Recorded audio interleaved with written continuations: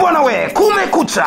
WWK section ya Mlandizi Mashariki wamekuandalia siku moja ya kongamano kubwa la kuvuka mwaka na Mungu. Mwendaji wa kongamano hilo si mwingine, mwangalizi mzee wa viwango Pastor Nicodemus Mwasamboma. Hakuna sale wala draw, ni ushindi tu, ni ushindi tu.